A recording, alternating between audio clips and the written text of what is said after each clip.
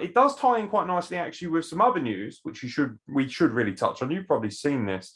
This has only just dropped today. WWE is reportedly not interested in signing any indie wrestlers right now. WWE reportedly not interested in signing indie wrestlers, at least for the time being. It was noted in the latest edition of the Wrestling Observer newsletter. Just as soon as I hear Meltzer, I think, that multiple sources have reported that word from the top of the company is that they are not interested in indie wrestlers as far as scouting and such goes right now, and that AEW can have all the indie talent to itself. This can and will change with time. I don't think they probably even said that. I feel like that's been chucked in there just to create fire, because social media is full of fucking bullshit division. I hate AEW. I hate WWE. I wish all the AEW wrestlers would stop wanking off dogs. I wish all the WWE wrestlers would stop sleeping with corpses. You know, can't have everything. Exactly. You just can't have everything, goddammit. Some of us want to sleep with dogs and some of us want to sleep with corpses. Shut up. All storylines that you can see on the WWE network for just no. You know, it's frustrating. It goes on to say WWE officials are said to be back to the feeling of scouting talent by their looks and not because wrestlers have gotten over elsewhere, and to teaching people with the right look how to be pro wrestlers. They're not. They're teaching them how to be entertainers. WWE is looking to hold more talent tryouts like the one they did in Las Vegas during SummerSlam week, and the plan is to have scouts bring in a lot more athletes for these camps. This can be good and can be bad, but what are your thoughts on the whole idea that WWE is no longer looking at any of the indies, you know, anything like PWG, Ring of Honor, anything like that?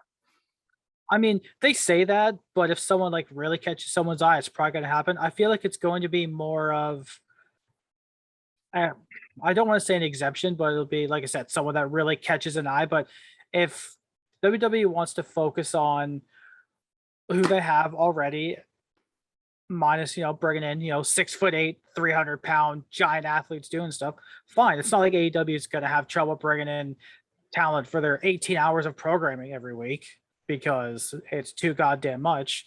If WWE, wants to focus in-house, that's fine. Let them, teach them the right way, quote unquote, to be a pro wrestler. It's teaching them the WWE way, which isn't necessarily the right way, but it is a way, and it has proven to be moderately successful considering WWE is still around. So, like it's a bit with NXT, I'm willing to see what's going to happen. I'm not going to shit on it just yet, even though we've been preconditioned to do so.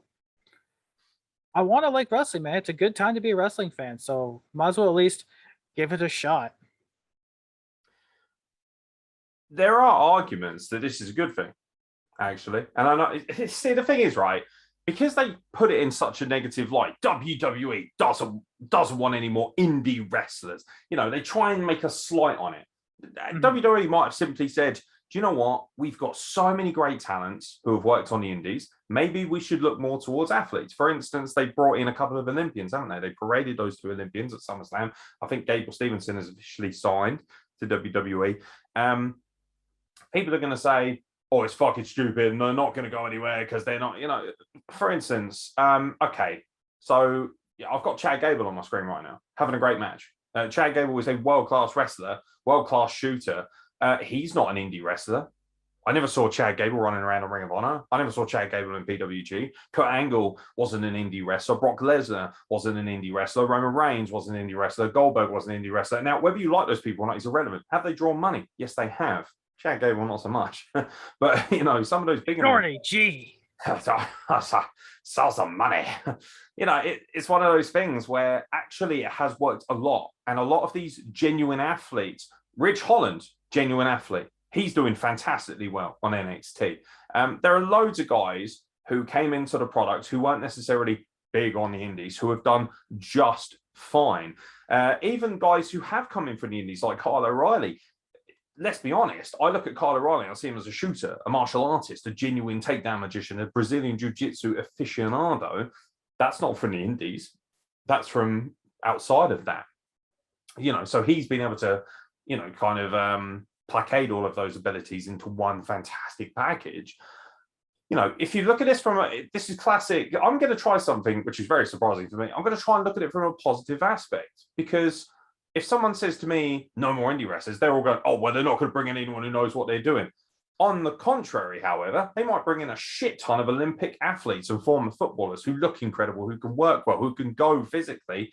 And if they get the right polish on them, if they can get them to do the right things the right way, but also allow them just a little bit of freedom in terms of what they can do.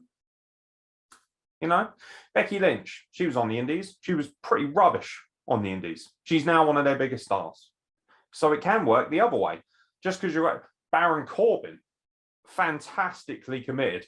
Ironically enough, just turned up on my screen as well. Literally, as I look up, I'm like, looking fly, bro. Yeah, tell me about it. He's rich again. What the fuck's going on? He was in Vegas during SummerSlam weekend, dude. His Twitter was all about, I hit it, I'm doing it.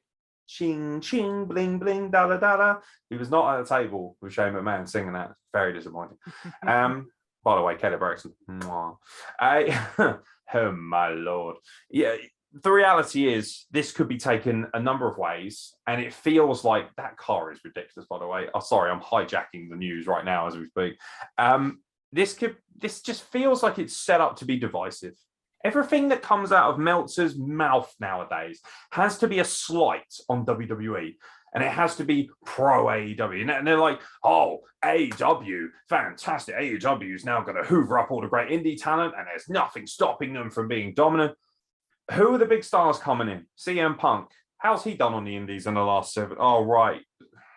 How about Daniel Bryan? I mean, he was amazing on the indies like 15 years ago.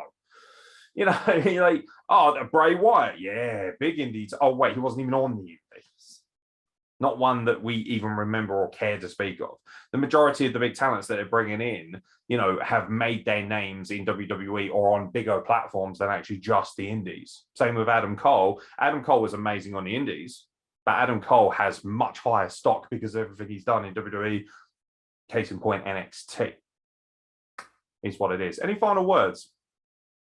No, I mean, like we said, if AEW wants to hoover up all the indie talent to their already overbloated roster, let them. I don't care. I don't really watch the program anyway. It's not going to make me watch it more. And eventually what's going to happen, I think, is that AEW is going to have so much talent, which I think they already do, that a lot of talent, for instance, Jonathan Gresham, right, in Ring of Honor, amazing wrestler. You would be very stupid if you're Jonathan Gresham to go to AEW for anything other than a bigger payday, because are you realistically going to be a big deal there like you are in Ring of Honor? No, there isn't enough room. And it's getting more condensed. Who's next? Daniel Bryan's probably coming. Bray Wyatt's probably going to turn up. Ric Flair's going to come in. He's not going to take a spot wrestling-wise, because he's going to take a TV spot, because you can't not have Ric Flair on TV because he's one of the greatest ever. They're running out of room. All of a sudden, you're going to have so many world-class cooks in the kitchen that half those world-class cooks don't even get an opportunity to make a fucking dish because the others have to be on. So, either you're going to thin it out where crowds are going to think, well, where the fuck's CM Punk? Oh, you only get to see him a couple of times, every 3 months because we need to get Luchasaurus over. Where's Daniel Bryan, who's just turned up? Well, we could show you Daniel Bryan, but Marco Stunt needs Marco Stunt. Yeah, let's go. Marco Stunt needs a match with Brian Pillman Jr. Before you know it, actually, what will happen is your star power will hurt you because they're all going to want equal time. And I've seen this happen before in another company. And I'm not saying they're going to end up like WCW. I don't think they will, simply because Tony Khan will literally go bankrupt before he allows this to die. And that's not going to happen anytime soon.